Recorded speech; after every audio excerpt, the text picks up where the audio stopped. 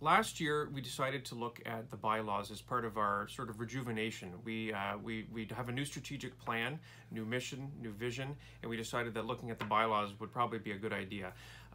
When we looked at the bylaws, we noticed that over time, there's been a lot of edits and changes throughout the years. They've become a little convoluted.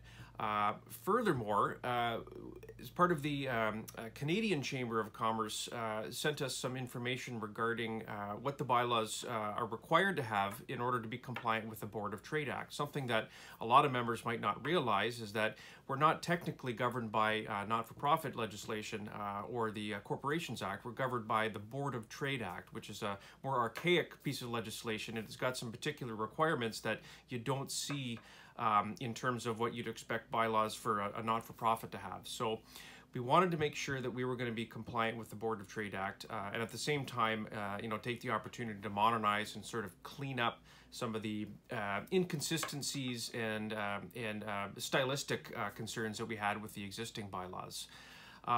So it was a big project. The governance committee was formed in September of last year, and we've been working pretty hard for the last 8 or 9 months to come up with this draft that we have now.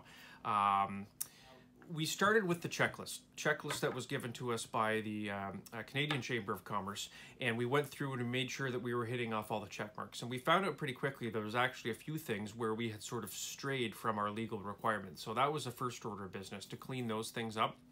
Second order of business was to deal with inconsistencies. Over time, we found that our practice has actually strayed from what our bylaws said. So we wanted to make sure, of course, that we were going to be compliant with our bylaws in the way that we actually do business. Minor inconsistencies, but things still that we wanted to make sure we're covered and we're up to date and we're current. So a draft was first put together in the winter.